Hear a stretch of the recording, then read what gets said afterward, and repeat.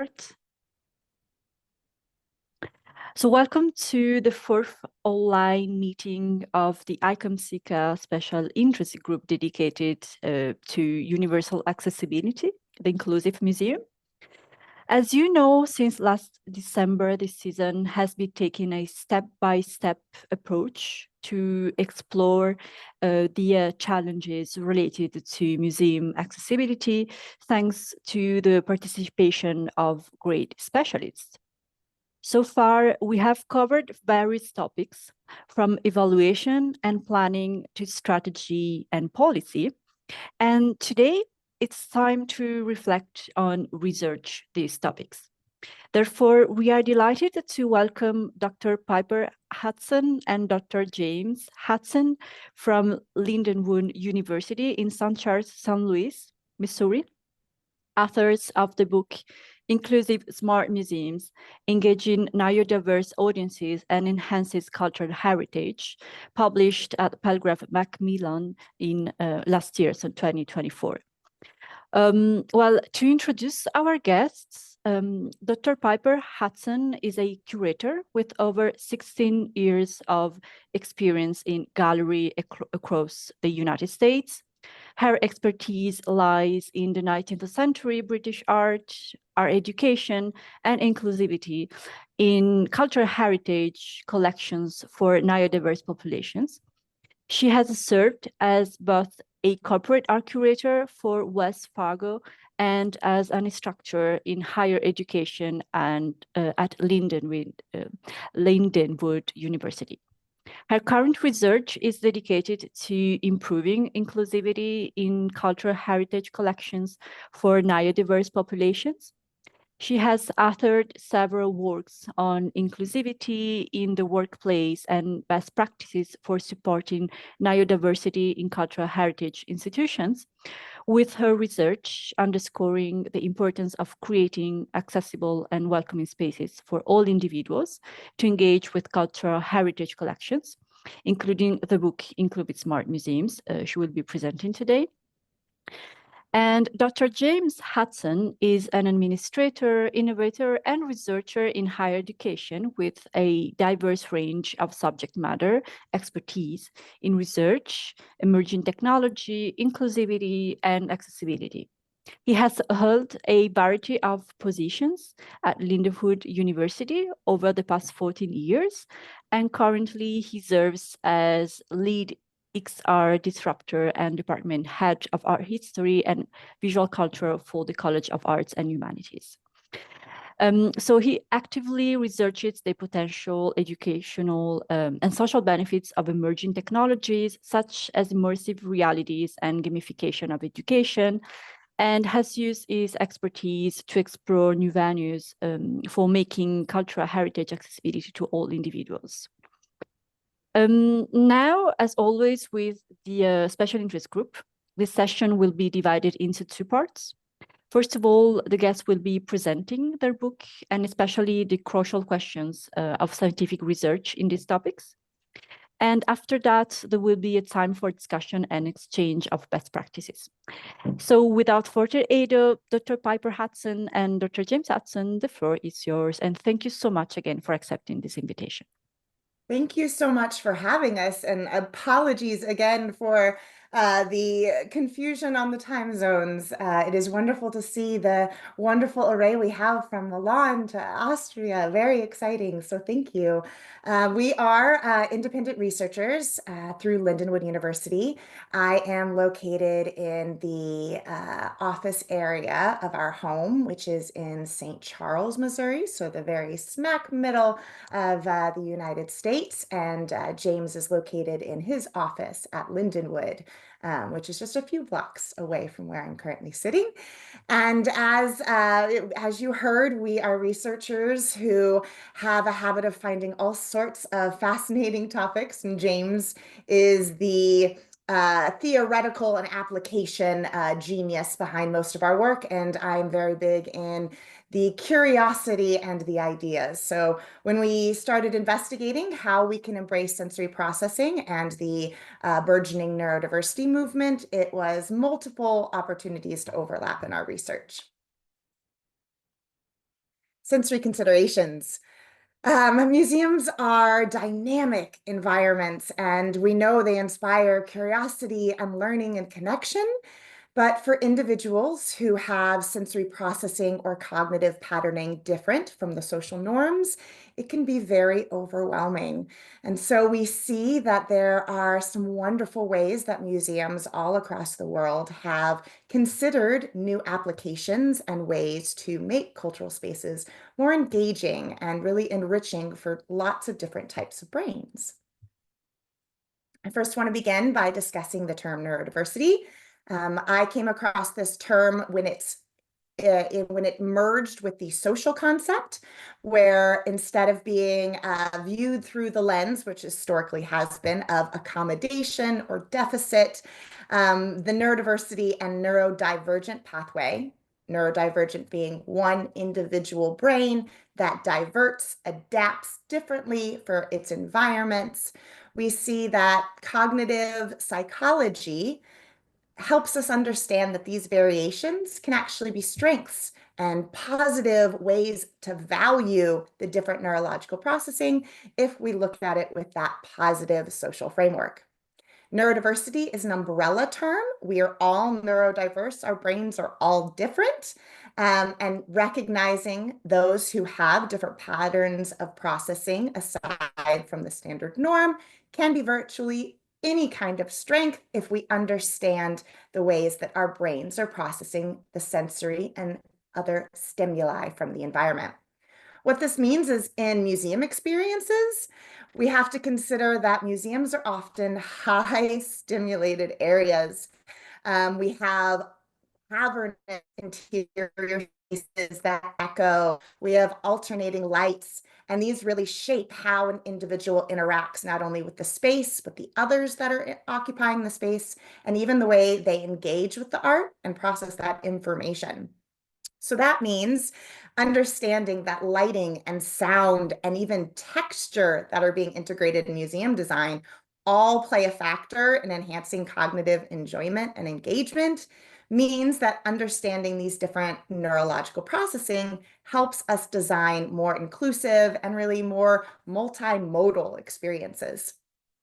And why this is significant is because every single environmental stimuli we get, light, sound, texture, movement, breeze, sense, all of these are perpetually being processed as electrical activity in our brain and spinal cord.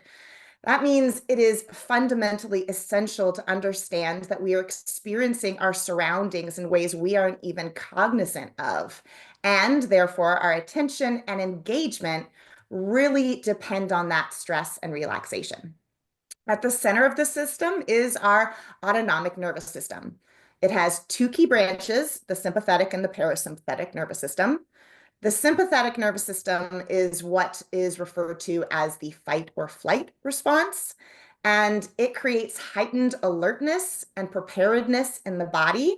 This means hypervigilance. It also means easily triggered to reoccur.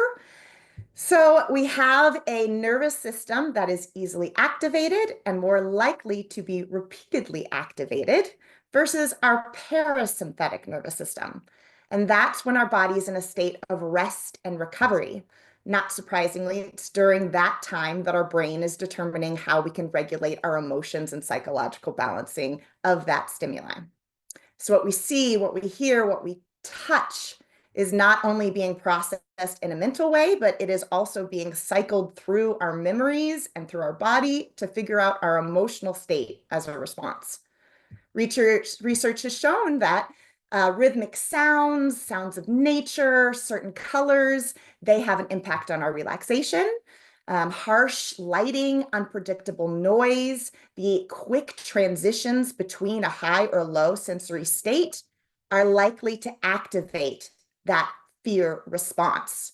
So a neurodivergent whose brain is processing usually more environmental stimuli and has the occurrence to often re-trigger that fight or flight is going to have a different experience just walking through the door than your normal, quote unquote, museum visitor. How can we account for this? This is a awareness movement. The numbers are going to place 15 to 20% of the world's population currently under this terminology of neurodivergent. That needs to be said. Those are those who are identifying as being categorized under that medical system as following that. So those who don't know that they are, those who are acquiring neurodivergence, which can be stroke, dementia, even long COVID, is having neurological similarities to other neurodivergencies. That number could be much, much larger. And so this means that our understanding of this population is only going to grow as our awareness and the understanding that many parents who are identifying their neurodivergent kids through these spaces are recognizing their own needs to recognize their sensory profiles. So neurodivergent visitors aren't just children. Autistic kids become autistic adults. And so we're seeing this wide range of ages needing to be considered in this sensory processing. Museums can adapt by understanding that sensory overload is when there's too much to manage on the brain. And we can compensate for that through wayfinding and other techniques which help de-escalate that nervous system reaction.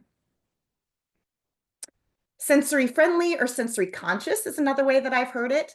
And that just means considering that learning needs to interpret patterns, meaning, and connections in an environment which is also sensory processing new information. That means the brain and the body is getting a lot.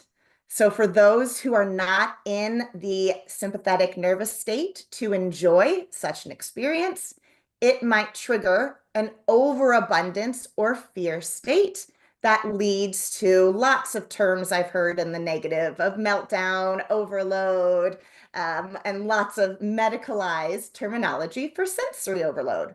The brain gets impacted and it wants to find someplace safe. So how do we create safe environments?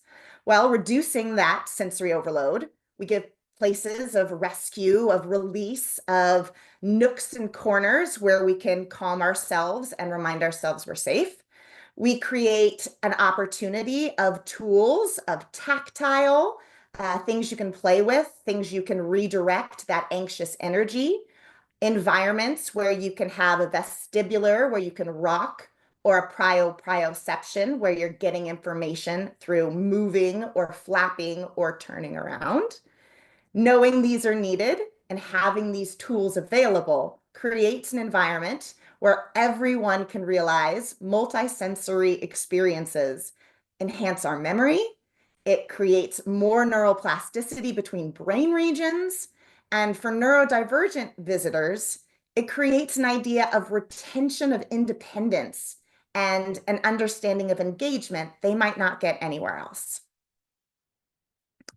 Navigation within a museum can be extremely tricky. So most individuals who are nervous about their experience will go to the website first. The website is going to have that accessibility knowledge. And the more you can give, the better. For a brain that is constantly looking for error or something bad happening, if you give all the knowledge of a space for our basic human needs, the bathrooms, the exits, the foods, the food areas, those are going to instinctively cause our amygdala, the thing that gets enlarged when we're scared, to not be as triggered. We can create this understanding of independence by creating direction within a museum. So wayfinding. Neurodivergence may not have the best experience of internalizing compass direction, since that is a spatial awareness skill set. So helping with navigation by doing color-coded pathways, different textiles or markers that help segment out a large building is going to parse out that overabundance fear of information in a large space. I think of the Louvre.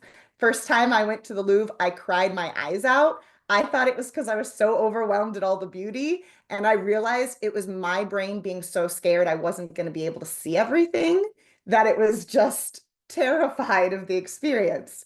So the more that we started recognizing how our brains interact, we started noticing some corollaries on what museums can do.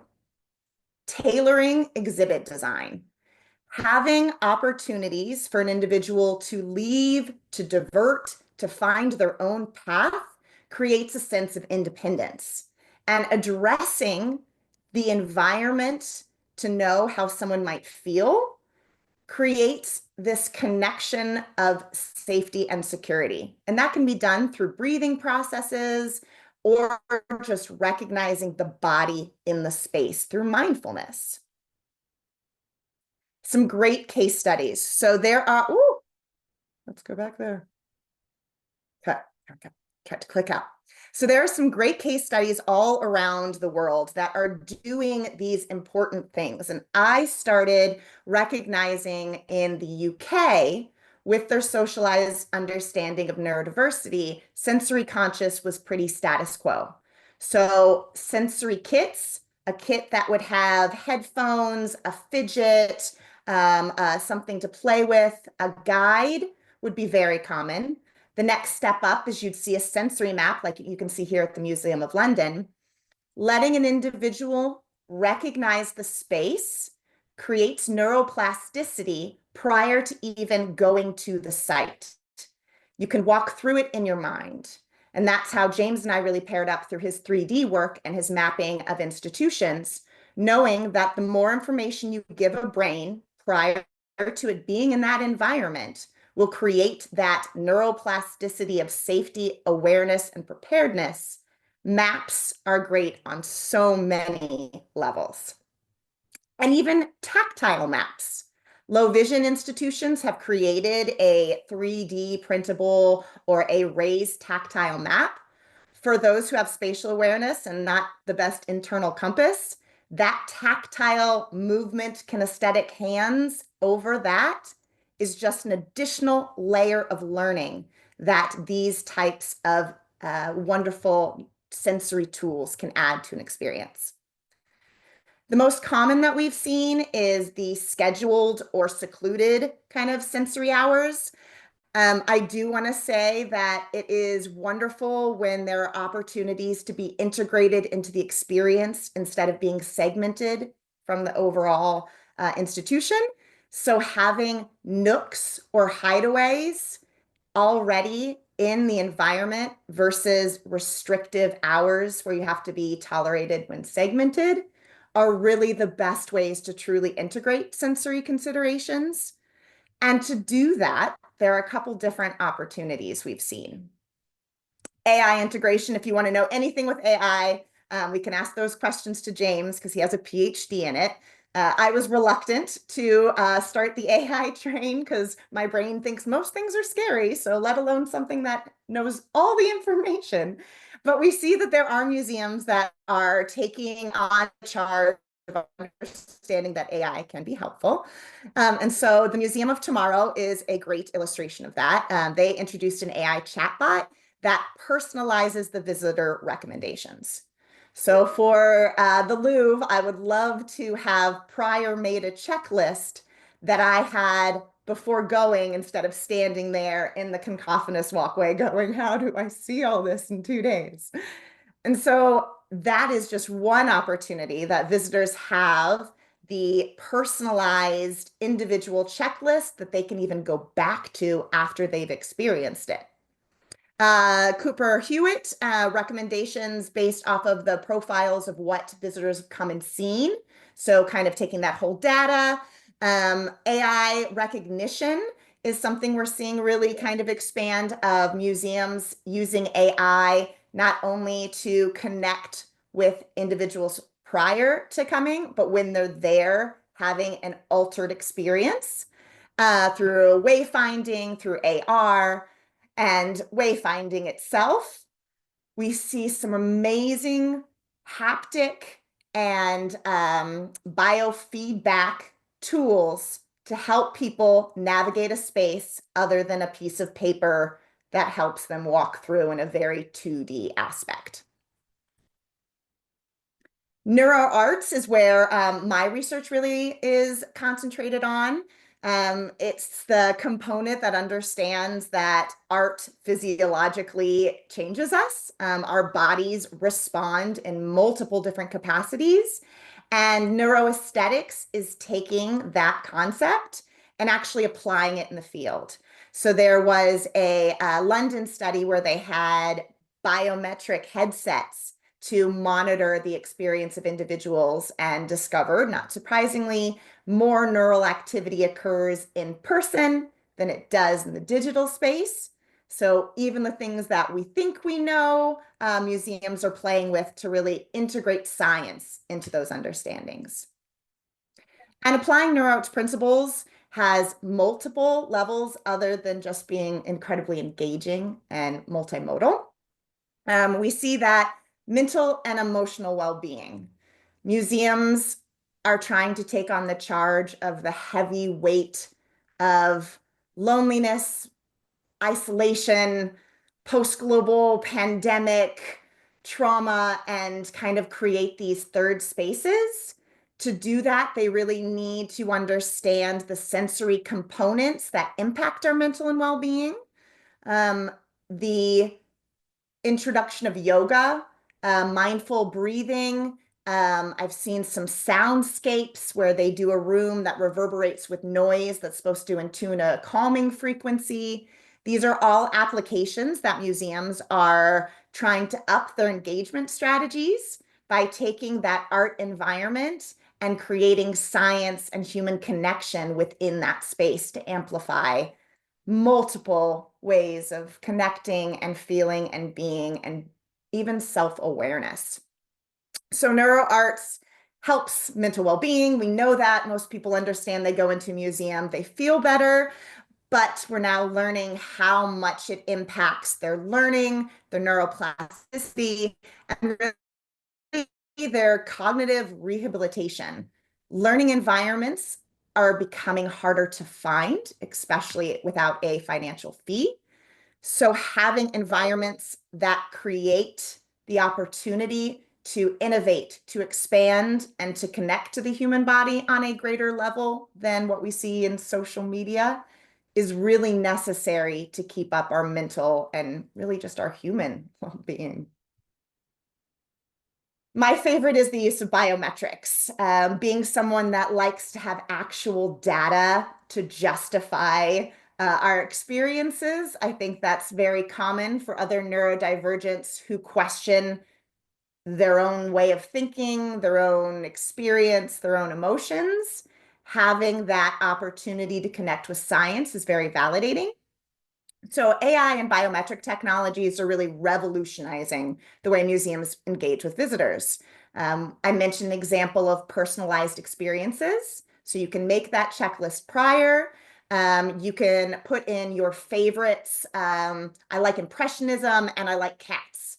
And it'll output, what museum has the most Impressionist cats to go see. And this not only is great for personalization and connection, but accessibility. Knowledge is power. The more information you have, the more authority you can have to your own experience. That's access. Access, the whole point is to give independence to those who might not usually have the self-motivation to come to an institution. So when you're adding all these layers, all these steps of knowledge building, all these alternative routes for different preferences, you're improving visitor flow management, you're improving interaction, and for the most part, it also ups return visitors. The Louvre has a wonderful use of their AI where they analyze visitor movement patterns so that they can optimize crowd control. So they track visitor flow in order to predict congestion points and adjust exhibition layouts and improve overall visitor experience once they realize where the bottlenecks are. Outside of just art museums, we could talk about a science museum or a zoo. That's another opportunity for, I know, as parents of a neurodivergent child, the zoo is a constant battle of what point are we going to hit in this space where we're done? And AI has that opportunity to track, where do kids lose interest? Where do people navigate in a room? Is it right or is it left? Is it a preference off of a color? There's lots of questions that we don't instinctually ask visitors because we've had such a massive institutional grounding of exhibition design. And AI allows us to consider some curiosity points that may not be standard. The Smithsonian, they've integrated biometric feedback to create personalized experience based off of facial recognition and eye tracking movement. I've seen this is common as well for attention span testing. The eye tracking allows you to tell where are they looking first, and it's another dead giveaway for individuals who do not look at the center or the expected virtual visual track. We're seeing that eye tracking and biometrics are giving us more information to brains that do not follow the common visual patternings that we expect to see in interactions with art. So what the Smithsonian has done after taking those biometrics is they've created exhibits that can actually adapt the content based off the individual. They can adjust lighting and sound off of the individual's engagements levels to help them understand their own preferences. And that's a big one that James and I have really tried to push our research on, is how do we help individuals who don't know what their preferences are, who don't know they're going to go to the Louvre and cry because they don't know what they don't know.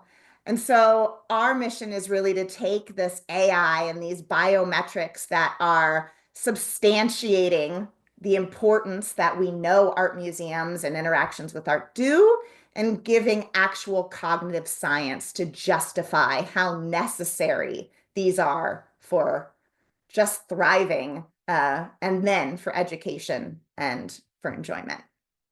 So these advancements do raise some challenges, particularly regarding what we hear commonly in AI is, what about our privacy and our data security? That's something that really needs to be considered by museums as they walk forward, is how do you balance personalization with ethical considerations? Biometrics are detailed information of a human brain. Some people are going to take that very personally if it is used to make something more enjoyable versus off of actual academic or scientific training of an AI model.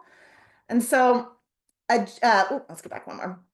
So keeping in mind that the considerations of integrating technology, AI, biometrics, all have with them a caveat that we are still working on of how risky is it to create all of this data on our personal experiences that could be used by an institution. And James can also lead more on the deep dive of going down that rabbit hole.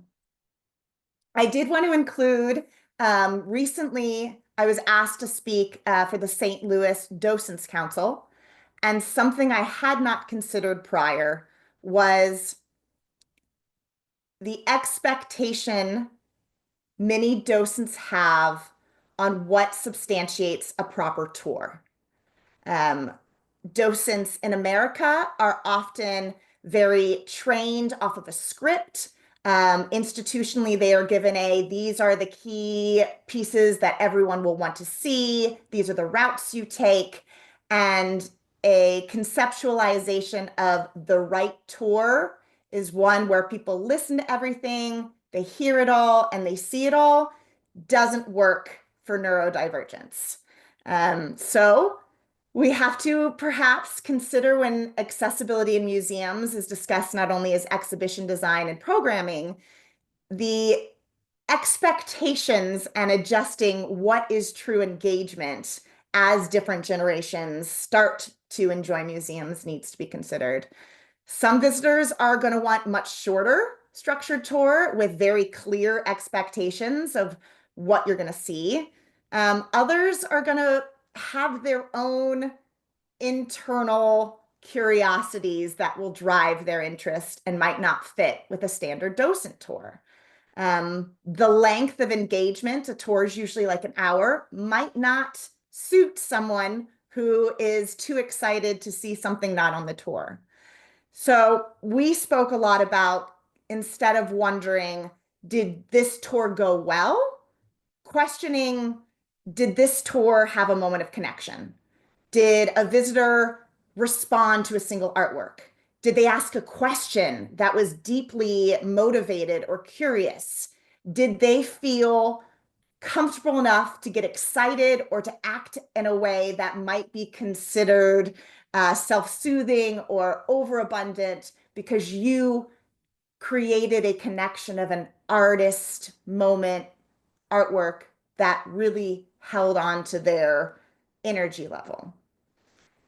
That changed a lot of the docents' considerations who were internalizing that they weren't good docents during these sensory conscious hours.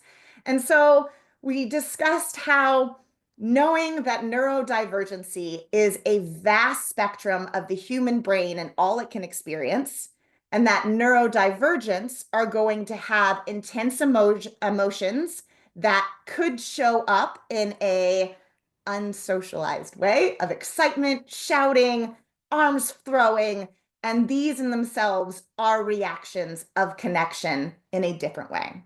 So being flexible and adaptable of expectations was really the outcome that I received from discussing the docent side and making a neurodivergent conscious environment. I want to reiterate the importance of repetition and structural changes, because museums have an amazing gift of having people want to come back, yet giving new things. It's innovative, yet predictable. And so neurodivergents love predictability. I will say that, of course, with a caveat. There are neurodivergence we can cut under the ADHD versus autism, and autism loves predictability and structure, but then impulsivity of ADHD is going to want change. But for the most part, I'm going to umbrella that neurodivergence like predictability and structured learning, but with a personalization or a authority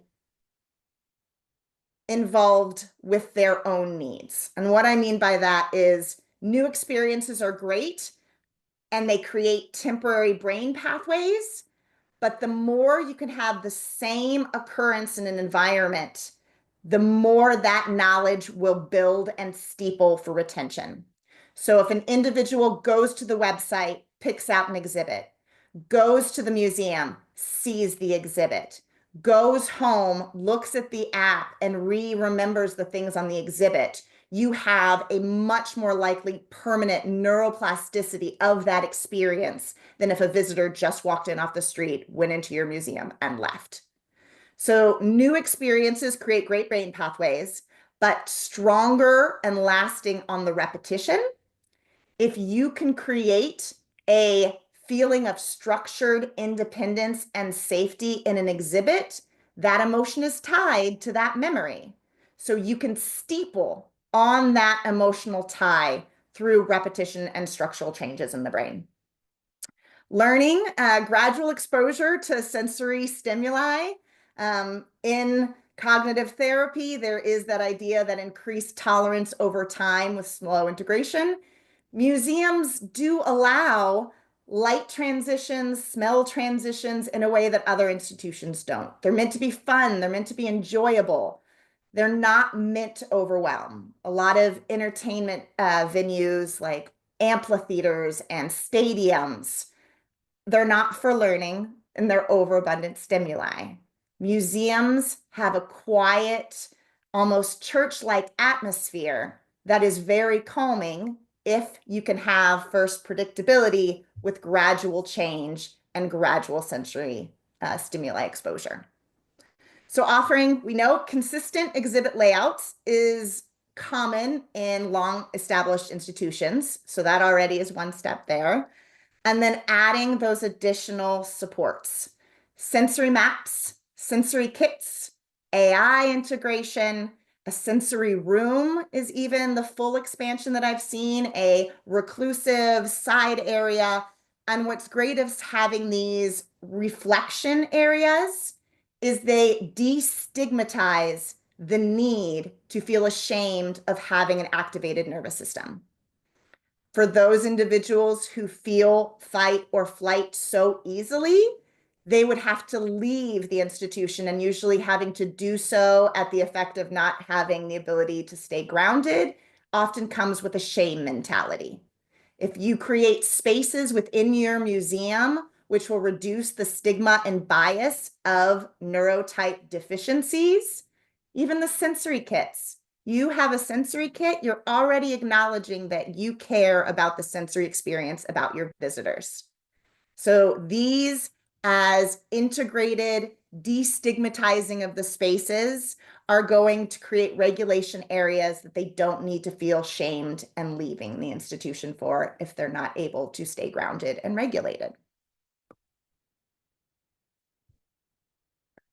Summarizing, museums are more than just places with art and artifacts. They are the optimal places for learning, connecting, and belonging. There are innovations and overlap of such incredible programming that couldn't happen outside of museums. So having these quiet regulation areas, having the opportunity to feel included in the space outside of restricted hours of access, upping the wayfinding. The more information you can give someone is truly essential in creating that neurological sense of safety in an environment.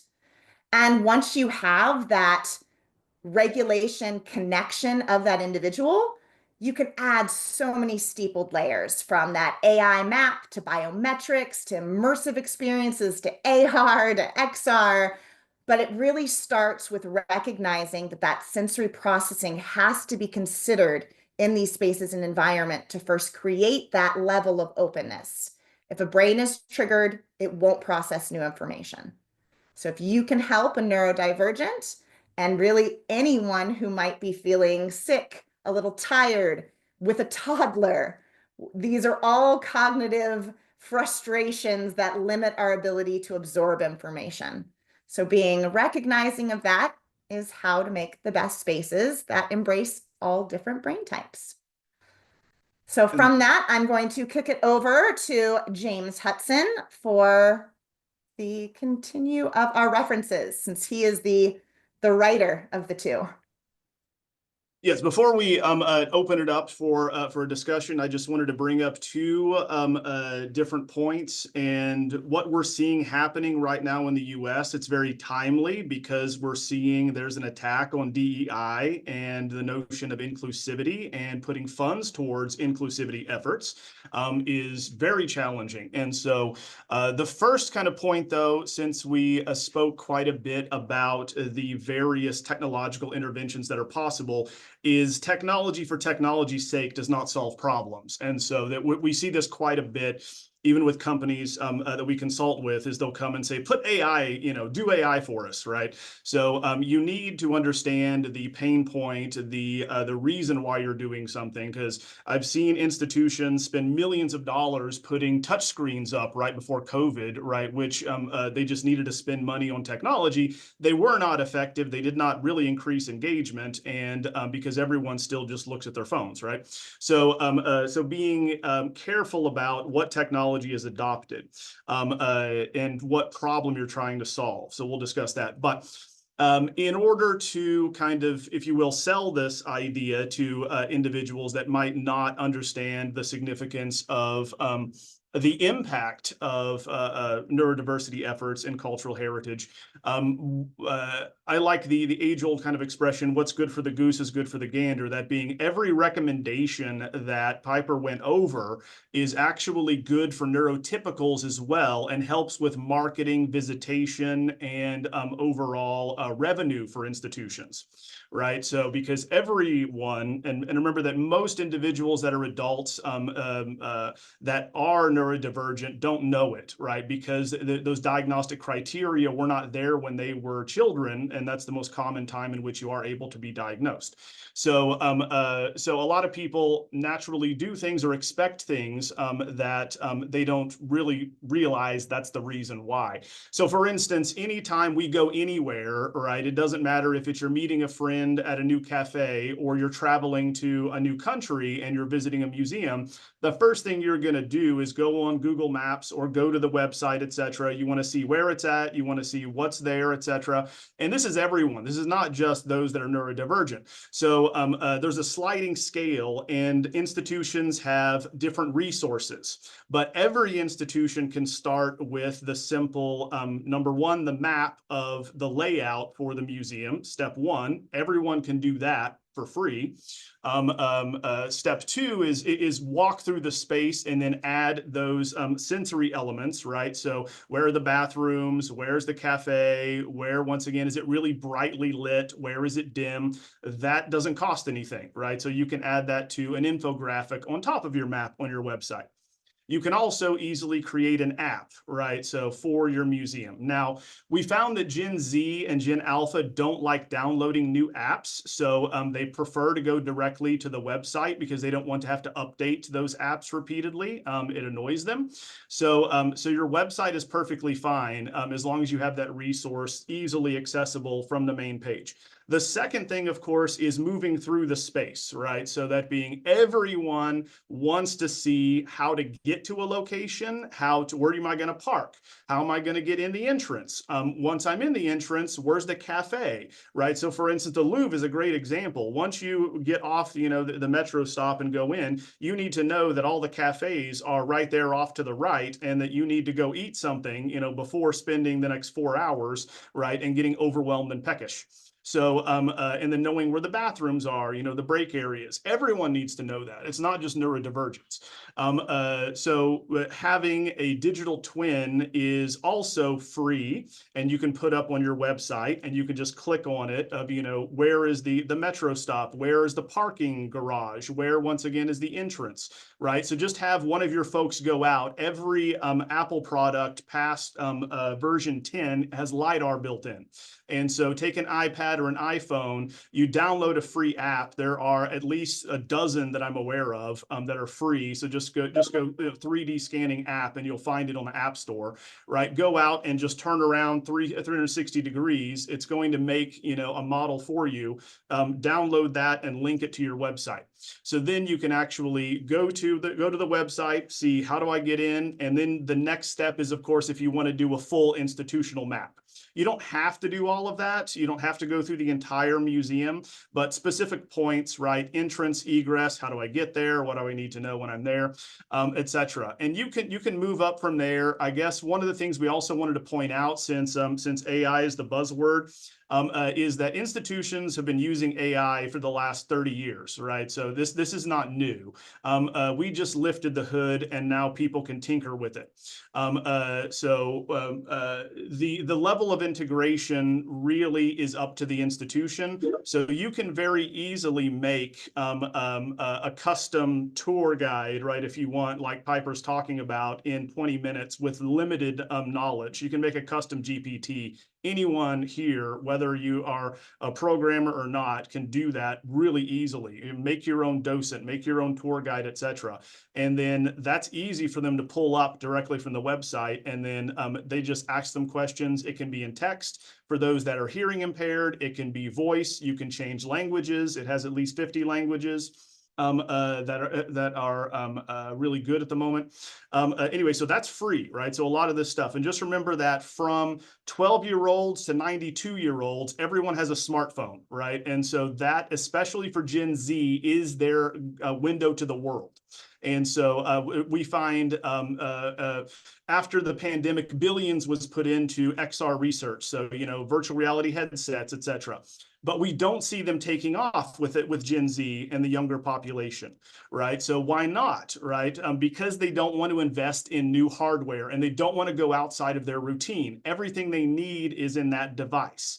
That's why they also don't own TVs, right? Many of them, they watch their movies and shows on their phone or their laptop. So, knowing one's audience knows that you don't have to spend millions in purchasing several headsets and doing digital twins of everything, et cetera. If it makes sense because you're talking about a site that's been destroyed or you want to show what it looked like, great. But the next thing, I wouldn't invest largely in VR at the moment, because what's coming next, which is already here, are smart glasses that people are already taking off, especially Gen Z.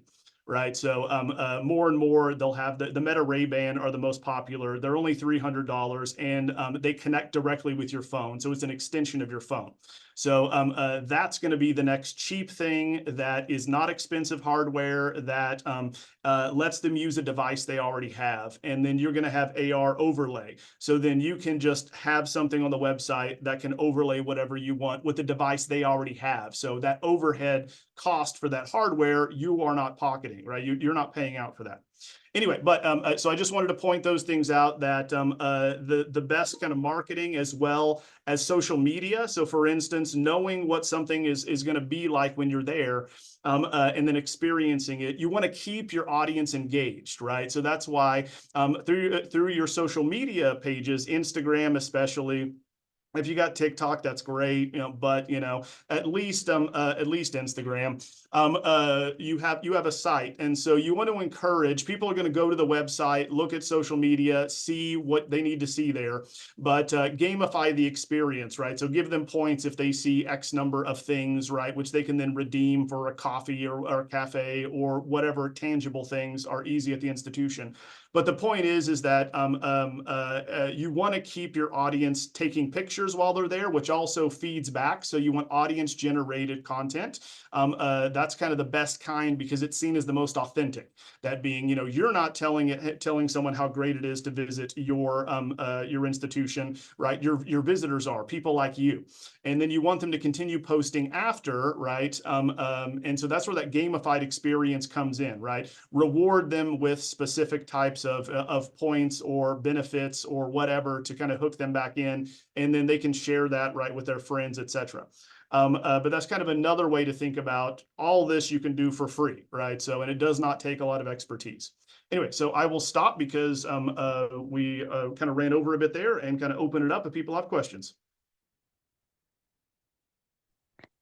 Thank you so much, both of you, for this insightful presentation. It is very precious for us, specifically in this frame we are starting from designing projects to implement actions, and indeed research is one of the most important parts in order to address with a sort of right answer what we can do in terms of inclusivity and accessibility.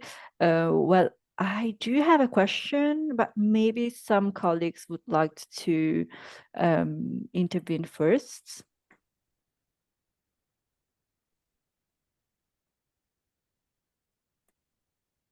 Well, my question is related to social scenarios. Since you said indeed that websites are quite important in order to start the relationships with those audiences. And there is this solution specifically designed for autism programs within museums, which are social scenarios, like PDF with a ideal tour to go to the museum and to visit the museum in order to prepare the audience with autism to their visit. Is it something that you studied as well, social scenarios? And He's talking about social stories. So yeah, in America we call them social stories. We found that majorly it was for younger individuals. So very much geared towards the kind of pat on the head mentality, but adults use it as well. We noticed that there was an interest to merge social stories with a walkthrough because it's kind of creating that framework, but someone would like to have it more cohesive than like a storybook. In America, social stories is a trademarked specific company that makes social stories, but I just saw the other day there's a new AI program that's made just for creating social stories from your institution, where you give it the information and it spits it out. And so I've seen that's kind of the moving forward for those specific Do you maybe have the opportunities. reference, Piper, for this AI website or application, maybe? I should note you can also make your own for free too. So that's if you have OpenAI and even the Plus subscription, you can create your own GPTs. There's other open source models if you're more savvy, but you can drop in and say what you want it to do. You feed it all of your institutional data that you want. If you're worried about data privacy, just turn off training, right? So Claude also is a closed model. It's not used for training if you prefer Claude. Oh, sorry, and she dropped that in there, but I'm just saying you can customize this for free. And this was just the one I found quickest. I don't know if it was the one I had Thank in you. my research notes. But for those who are on this call, we are resource link hoarders. So at any point, if you have a question or if you're interested, we probably have a notes format somewhere for it. So definitely optimize that connection and reach out to us anytime. I'm also adding in the chat my ResearchGate. James and I are very strong about open source information, that knowledge shouldn't be hidden behind a financial barrier. So all of our articles are open source there, and I will put in James's Google Scholar as well. My research tends to go on the aesthetics museum, and his is very much AI technology. And one of the first that comes up is social virtual reality. The lack of sensory information in the VR is an optimal environment to help those who normally would need to get sensory information. So there's a chance that if you don't need that cognitive energy in the environment, you could learn more in VR is one consideration that we're also researching as well. So all those articles can be found in those two links in the chat as well. Thank you so much. Thank you so much. Are there any colleagues that would like to ask questions to James and Piper or to share some experience? Hello, Alexander. Hi, What's how up? are you? Thank you for being there. Hello to Missouri. I spent some time at WashU, like it's a dear place of the United States. I wanted to ask you if you looked into provisions for visitors who don't have expectations and who wouldn't use any technology whatsoever, like what we used to call low functioning. Because like everything you spoke about was more like on the more active side of our populations. Yes, I guess as a parent, I typically am more actively engaged for my son versus he would never. Getting him to go anywhere is very impossible. And though he is a sensory seeker, he's agoraphobic of social experiences. So he doesn't want to go to any institution. So he would never do his own seeking. And so for those who would be under that low functioning, it's usually the caregiver that's responsible to provide those implementations. Well, I think Alexander was asking about low-tech solutions for those that wouldn't necessarily gravitate towards some of the solutions that we were presenting.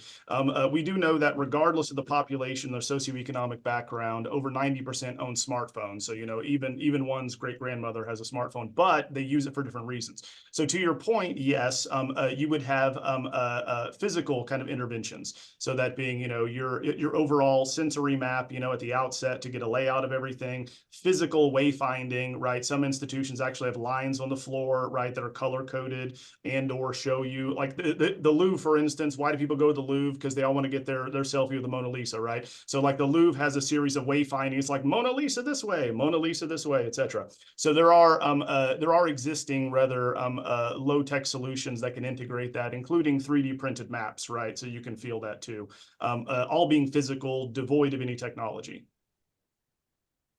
Well, thank you. In fact, I was asking about like Piper's story. Oh, okay, sorry. Um, Keep going. yeah, so like really like low functioning. I imagine like someone coming with a wheelchair with a developmental disorder, not able to They still love sensory kit. even a smartphone. Yeah. Yep.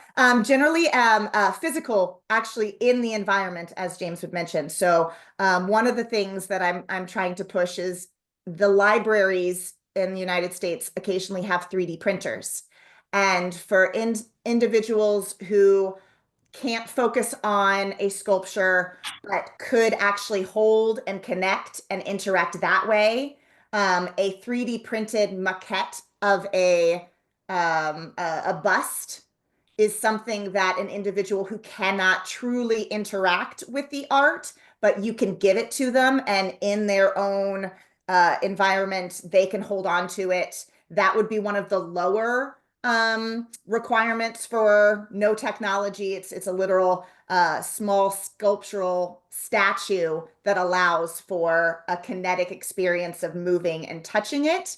The sensory kits are usually ironic.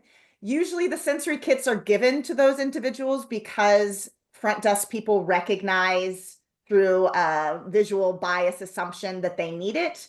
And so that would be a preemptive opportunity where someone who couldn't ask for it, a front desk or a docent might recognize and give it. The irony being that a lot of individuals who do need a sensory kit won't go to the front desk and ask. So in institutions that want to give a true feeling of independence, the Missouri History Museum, when you walk in and you pass the maps and the sensory kits. You don't have to stop. You don't have to go to a center desk. You don't have to interact with a docent or a new person. The least amount of extra cognitive energy you can require someone to do in order to self-advocate for themselves if they can't, if just being in the space is already enough, having that information available from the onset will create a proper connection. Yeah. Okay. Thank you. Mm-hmm. Yeah. Not much. Most of them are, and usually they're relegated to different environments. Like they're relegated to a special area in a museum, or they're relegated to their own plain museum. And so again, just the integration is lacking. You know, we had a very negative experience with sensory kits, with sensory bags, because like really low functioning patients, like I say patients because I come from the medical field, so I don't want to annoy anyone with using the word, but yeah, probably I shouldn't. Like visitors with what we used to call low functioning autism, like really need support 24/7. They usually bring their own things. So the only situation where when a sensory kit would work is when, for example, they forgot something. They get, oh, we forgot this ball in the car, and you can't just show them, oh, you know, while you are looking for yours, perhaps something can help you. Or yeah, exactly, James. Like if, for example, the noise canceling headphones are broken, I can have one in my bag to give them. But like it was perceived as patronizing, like when we offered some choice of toys, well, because they do look like toys, especially with older children. Oh, and like adolescents and adults. I'm trying to find our sensory bag. Oh, just found it, I think. Yes, there it is.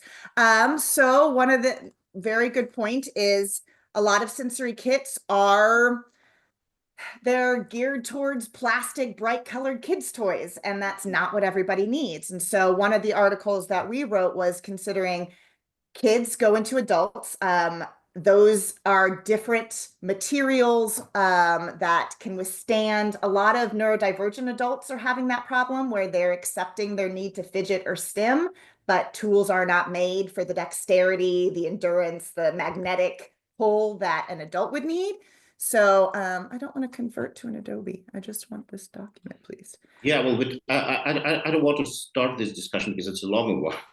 But from the neurological point of view, like introducing a new sensory object is probably not the best idea in the museum. So if it's like an individual is already acquainted with, it's a different thing. But you should be very, very careful with it. So that's my experience of the museums where I work. And I do want to include a lot of the kits that we're doing are directly related to the museum. So if there is a Baroque exhibit within the sensory kit, there are tactiles or fabrics related to the experience of the exhibit. So not a sensory kit for just no reason, but a kit that is meant to help you connect with the art.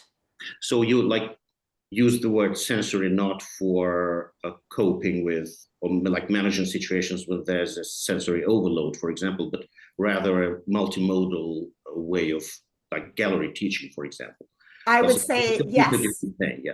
Yes, I would say a sensory kit in the American sense is having STEM fidget options, but also directly related to the environment or the museum that they are at. They are bespoke or created usually by the curatorial team for that museum specific versus just a sensory kit you'd get at like an art camp. If that makes sense. Yeah, it does. Okay. Well, thank you so much, Alexander and Piper and James for this discussion. I think that we ran out of time because normally we have 1 hour meetings in order for our colleagues, professional colleagues, to join. Well, would you like to say a last word, maybe? Thank you for having us. Reach out anytime. I'm not sure where you are from, Alexander, but I would most certainly love to do research specific to your cultural environment. So there's always more we can learn and more perspectives in your environments that could add to our knowledge. So please do reach out. I was part of the docent pool at the Metropolitan Museum of Art, and they have docents for special education services, SES. So these were not scripted tours at all. No, the Met is, yeah, yeah. Okay, we'll be in touch. Wonderful. Thank you so much again. Well, it was a great honor, James and Piper, to having you today with us. So again, thank you so much. Well, our next meeting is on April 25th. It will be focused on engaging the audience, and we will be joined by Julie Berubé, Marie-Laure Dio, and Antonio Quile, who are the authors of the book Accessibility, Diversity, Equity and Inclusion in Cultural Sector, was published last year at Emerald Publishing. So don't hesitate to join us. And I'm going to stop our recording. So see you very soon. Cheers. Thank you.